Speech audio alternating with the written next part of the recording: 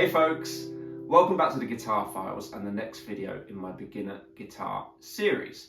So today is all about the major pentatonic scale. So what is it? Well, if we have a major scale which contains 7 notes, a pentatonic scale contains 5 notes. So for example, C major pentatonic sounds like this. We can think of it as a major scale with the 4th and 7th notes removed. So this is C major, 1, 2, 3, 4, 5, 6, 7. That's my root. And in pentatonic, I missed out the 4th and the 7th note. Now why is that useful? Well, the 4th and the 7th can be what we call tricky notes within the major scale. The 4th against the root kind of clashes. And by getting rid of the 7th, we create a more versatile scale. We can use the pentatonic over different types of 7th chords, like major 7ths and dominant 7ths. The other thing is we get rid of semitone movements within the scales. For example, in C major, I have this semitone movement, and I also have one at the top of the scale between the notes B and C. So by getting rid of those, we create a scale which either jumps in 2 half steps or 3 half steps at a time.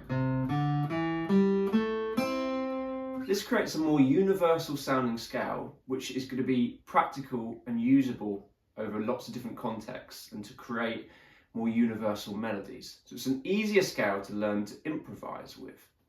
So there's some of the benefits. Let's dive into learning it. So we're going to start in the key of C major. So my notes are going to be as follows. I'm going to start with my root, then I'm going to go to my 2nd, which is D, then my 3rd, which is E, but then I'm going to skip my 4th and jump to the 5th, which is G, then I have my 6th, and then I finish back at my root. So I get the notes C, D, E, G, A, C. That is my C major pentatonic scale. So how can you practice this? Well, one way to get it under your fingers is to practice along with a metronome. So I'm going to quickly load up a metronome here. And firstly, we're going to try and play up and down the scale in quarter notes on every beat, like so. So 1, 2, 3, 4.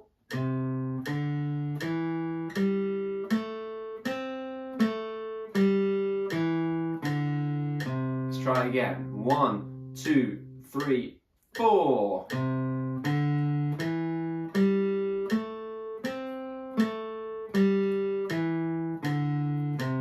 Good. Now we're going to try and double our frequency of notes. We're going to play what we call 8th notes. 1 and 2 and 3 and 4. 2,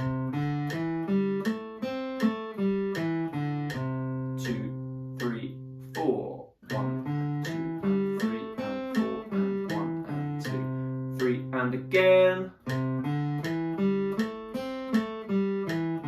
Let's go back to quarter notes. 3, 4.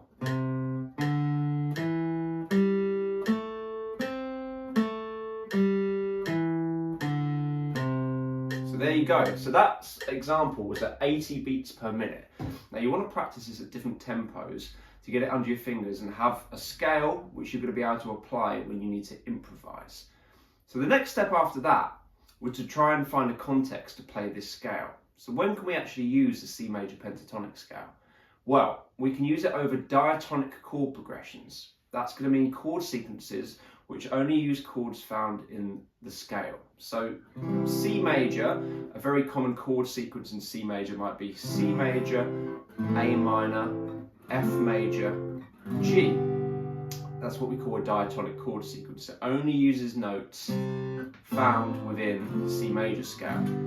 So the pentatonic is going to work over that because it uses only notes from C major and it gets rid of those tricky, what we call avoid notes. So you can practice over a diatonic chord sequence. So one great thing you can do with a resource like YouTube is if you search for a C major backing track, you're going to find tons of examples.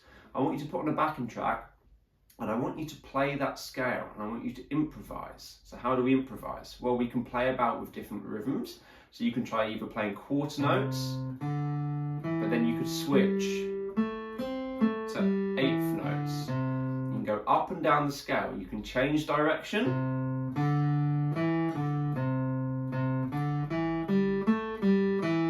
At any point. So this is how you start to create your own melodies using a framework. So that's going to be the way to practice it, either with a metronome or with backing tracks which are diatonic to our key. So in this case, C major. Now our next step, I'm going to show you how to play the major pentatonic scale in two other keys. So we've already done C major pentatonic. So the next key we're going to do is going to be G major pentatonic. So the notes within a G major scale are these: G, A, B, C, D, E, F sharp, G. That's my regular major scale, contains 7 notes. And my major pentatonic, I'm going to do the same thing. I'm going to get rid of the 4th and 7th notes of that scale, and I get this: G, A, B, D, E, G.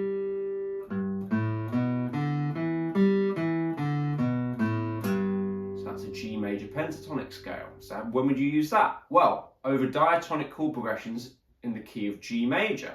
So for example, you could do G major, E minor, C major, D major. We call that a 1, 6, 4, 5 progression. Incredibly common chord sequence. The major pentatonic scale is going to work over that.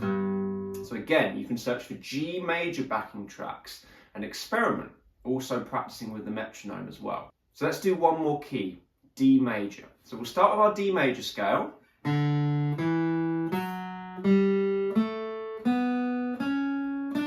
My notes within that scale are D, E, F sharp, G, A, B, C sharp, D.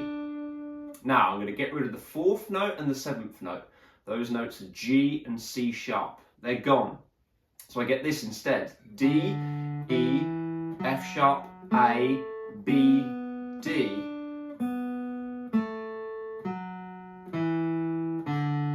That's D major pentatonic. So you'd use that over diatonic chord progressions in the key of D major.